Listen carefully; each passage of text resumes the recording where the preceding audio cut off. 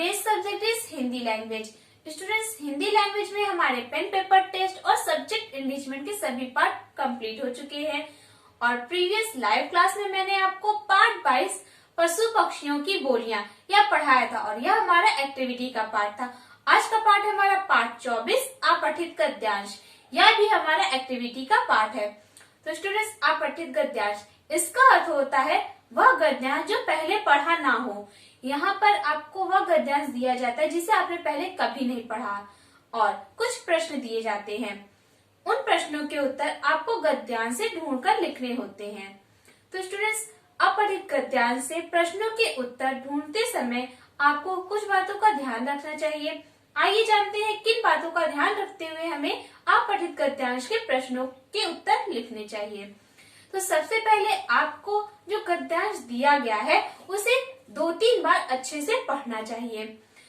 गद्यांश को पढ़ने के बाद गद्यांश में जो मुख्य बातें उनके नीचे आपको पेंसिल से लाइन खींचनी चाहिए।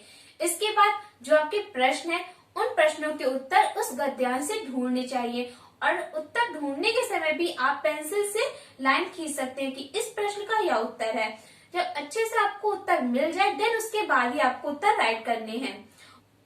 आपका जो उत्तर हो वह संक्षिप्त और सरल होना चाहिए, यानी जो आप उत्तर लिख रहे हैं यानी जो भी प्रश्न पूछा गया है आपको बस उतना ही उत्तर देना है, उससे ज्यादा उत्तर नहीं देना है। तो स्टूडेंट्स, इन बातों का ध्यान रखते हुए आपको अपठित गद्यांश के उत्तर देने हैं। तो स्टूडेंट्स, आइए अब हम देखते हैं कि कैसे हम गद्यांश को पढ़कर उसके उत्तर ढूंढ सकते हैं। तो students, open the page number 93। यहाँ पर आपको एक गद्यांश दिया गया है और कुछ प्रश्न दिए गए, साथ ही उनके उत्तर भी दिए गए हैं। आइए इसे पढ़ते हैं। एक बार गांधी जी से मिलने चीन से एक आदमी आया। उसने उन्हें चीनी मिट्टी का एक खिलौना भेंट में दिया। गांधी जी को खिलौना बहुत पसंद आया। वे हमेशा उसे अपने साथ रखते और उसकी देखभाल करते। जहाँ भी जाते उस खिलौने को साथ ले जाते। काम करते समय भी उस खिलौने को अपने सामने रखते। खिलौना देखने में बहुत ही साधारण था। 3 बंदर थे। एक बंदर ने अपना मुंह, दूसरे ने अपनी आंखें तथा तीसरे ने अपने कान हाथ से बंद कर रखे थे। तो एक चीनी आदमी ने गांधी जी को खिलौना दिया था और वह खिलौना क्या था? 3 बंदर, जिसमें से एक बंदर ने अपनी आंखें, एक बंदर ने अपने मुंह को और एक बंदर ने अपने कानों को बंद करके रखा था। गांधी जी हमेशा उस खिलौने को अपने साथ रखते थे। जहाँ भी जाते उस खिलौने को साथ में ही रखते थे। एक आदमी ने बापू से पूछा, आप इस साधारण से खिलौने को सदा अपने साथ क्यों रखते हैं? बापू ने कहा, जिस बंदर ने अपना मुंह बंद कर रखा है वह मुझे सिखाता है कि झूठ मत बोलो, किसी को बुरा मत कहो। दूसरा बंदर मुझे सिखाता है कि बुरी चीज या किसी की बुराई मत देखो। तीसरा बंदर जिसके कान बंद है वह मुझे सदा सिखाता है कि किसी की बुराई मत सुनो, सदा अच्छी बातें सुनो। एक व्यक्ति ने गांधी जी से पूछा कि आप ये साधारण सा खिलौना हमेशा अपने साथ क्यों रखते हैं? तब उन्होंने बताया कि जो 3 बंदर है यह मुझे कुछ शिक्षा प्रदान करते हैं और इन्हीं शिक्षा के लिए मैं इन्हें हमेशा अपने साथ में रखता हूँ। तो स्टूडेंट्स, गद्यांश को पढ़ने के बाद आइए अब हम प्रश्नों के उत्तर जानते हैं कि कैसे हम गद्यांश से प्रश्न के उत्तर ढूंढ सकते हैं। पहला है, गांधी जी को खिलौना किसने दिया था? तो इसका उत्तर क्या है आपका? गांधी जी को खिलौना एक आदमी ने दिया था। नेक्स्ट है खा, खिलौना किस चीज का बना था? तो स्टूडेंट्स, जब आप गद्यांश को पढ़ेंगे तो इसमें आपको उत्तर मिलेगा कि खिलौना किसका बना हुआ था? चीनी मिट्टी का। पहला बंदर क्या सिखाता है? तो गद्यांश में इसका उत्तर है पहला बंदर क्या सिखाता है? झूठ मत बोलो, किसी को बुरा मत कहो। नेक्स्ट है आपका घा, दूसरा बंदर क्या सिखाता है? तो यहाँ पर आपको क्या राइट करना है? बुरी चीजें, किसी की बुराई मत देखो। तो यहाँ पर जो भी प्रश्न आपसे पूछा गया सिर्फ साधारण आपको उसका ही उत्तर राइट करना है। बहुत लंबा चौड़ा आपको उत्तर नहीं लिखना है। तो आई होप स्टूडेंट्स आपको समझ में आ गया होगा कि आपको अपठित गद्यांश के प्रश्नों के उत्तर कैसे देने हैं। तो जो भी आपका अपठित गद्यांश है सबसे पहले आप उसे 2-3 बार पढ़िए, देन उसके बाद जो प्रश्न दिए गए उन्हें पढ़िए और उसका उत्तर गद्यांश से ढूंढिए। अगर आपको उत्तर नहीं मिल रहा है तो फिर से आप प्रश्न को पढ़िए और जब आप कई बार प्रश्न को पढ़ेंगे तो आपको उसका उत्तर स्वयं ही मिल जाएगा। और जो उत्तर रहेगा उसके नीचे आपको पहले लाइन खींचनी है, देन उसके बाद राइट करना है। और जो भी उत्तर आप लिखेंगे वह सरल और छोटे होने चाहिए। तो स्टूडेंट्स, आपकी बुक में अभ्यास दिया गया है पेज नंबर 94 पर। यहाँ पर एक अपठित गद्यांश दिया गया है। देन इसके बाद आप आएंगे पेज नंबर 95 पर। तो यहाँ पर आपको इस गद्यांश से संबंधित कुछ प्रश्न दिए गए हैं, तो उनके उत्तर आपको गद्यांश से ढूंढकर लिखने हैं। आइए सबसे पहले हम इस गद्यांश को पढ़ते हैं। सरीना बहुत प्यारी लड़की थी, पर अक्सर बीमार पड़ने का बहाना करती थी। एक दिन सरीना के हाथ में दर्द था, वह हाथ में पट्टी बांधकर स्कूल गई।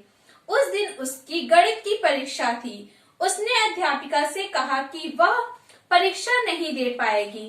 अध्यापिका ने कहा, कोई बात नहीं, मैं बाद में तुम्हारी परीक्षा ले लूंगी, तुमसे सवाल पूछ लूंगी। कुछ दिनों बाद अंग्रेजी की मौखिक परीक्षा थी। सरीना आज गले में पट्टी बांधकर आई थी। अध्यापिका ने कहा, अरे सरीना, मैं तो आज तुम्हारी परीक्षा लेने की सोच रही थी, पर कोई बात नहीं, बाद में ले लूंगी। जिस दिन स्कूल में खेल कूद की परीक्षा थी, उस दिन सरीना पैर में पट्टी बांधकर आई थी और बड़ी उदास बैठी थी। सब बच्चे खेल रहे थे और वह बैठी थी। अध्यापिका उसके पास आई और बोली, सरीना, कहीं तुम्हारी आंखों में तो दर्द नहीं हो रहा? सरीना ने कहा, नहीं। अध्यापिका बोली, जिस दिन तुम्हारी आंखों में दर्द होगा उस दिन आंखों पर पट्टी बांध लेना, तब हम सब समझ जाएंगे कि तुम्हें झूठ बोलने में शर्म आने लगी है। स्टूडेंट्स, यह था आपका गद्यांश। आपको इस गद्यांश को पढ़ना है, देन इसके बाद इसके प्रश्नों के उत्तर लिखने। तो यहाँ पर कुछ प्रश्न दिए गए हैं, इनके उत्तर हमें इस गद्यांश में ही मिलेंगे। पहला प्रश्न है, सरीना कैसी लड़की थी? तो इसका उत्तर होगा आपका, सरीना बहुत प्यारी लड़की थी, लेकिन बीमार पड़ने का बहाना बनाने वाली थी।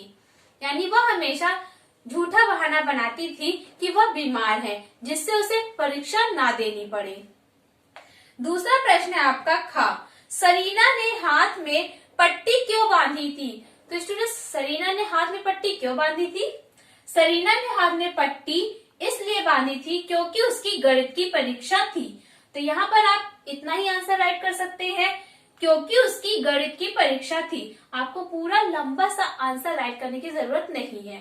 तो स्टूडेंट्स, इसके बाद नेक्स्ट प्रश्न है गा आपका, खेल कूद की परीक्षा के दिन सरीना क्यों उदास थी? तो इसका उत्तर होगा आपका, खेल कूद की परीक्षा के दिन सरीना इसलिए उदास थी क्योंकि वह पैर में पट्टी बांधकर आई थी। सभी बच्चे खेल रहे थे और वह बैठी थी। तो यहाँ पर भी आप आंसर क्योंकि से राइट कर सकते, क्योंकि वह पैर में पट्टी बांधकर आई थी और सभी बच्चे खेल रहे थे और वह बैठी थी, इसलिए वह उदास थी। नेक्स्ट है आपका घा, अध्यापिका ने सरीना को आंखों पर पट्टी बांधने के लिए क्यों कहा? इसका उत्तर है आपका, अध्यापिका ने सरीना को आंखों पर पट्टी बांधने के लिए इसलिए कहा जिससे वह समझ जाए कि सरीना को झूठ बोलने में शर्म आने लगी है। तो यहाँ भी आप इसका उत्तर इसलिए से राइट कर सकते हैं, इसलिए कहा जिससे वह समझ जाए कि सरीना को झूठ बोलने में शर्म आने लगी है। तो स्टूडेंट्स, यह था हमारा अपठित गद्यांश के प्रश्नों के उत्तर। तो स्टूडेंट्स, इसे आपको अपनी किताब में करना है और यह आपका आज का क्लास वर्क है। एक्टिविटी का कोई भी वर्क आपको अपनी क्लास वर्क कॉपी में नहीं करना है, तो आप इसे अपनी किताब में करेंगे और यह आपका क्लास वर्क है। तो स्टूडेंट्स, क्लास वर्क के बाद अब आते हैं हम होमवर्क पर। तो स्टूडेंट्स, होमवर्क में आपको पेज नंबर 96 पर एक गद्यांश दिया गया है और कुछ प्रश्न दिए गए हैं, तो इसे आपको होमवर्क में करना है। आप गद्यांश को ध्यान से पढ़िएगा, देन प्रश्न पढ़िएगा, फिर उसके उत्तर उस गद्यांश से ढूंढकर आपको लिखने हैं। तो यह आपका होमवर्क है। आई होप आपको समझ में आ गया होगा कि अपठित गद्यांश से हम उत्तर कैसे ढूंढ सकते हैं। स्टूडेंट्स, क्लास वर्क में आपको पेज नंबर 95 करना है और होमवर्क में आपको पेज नंबर 96 करना है।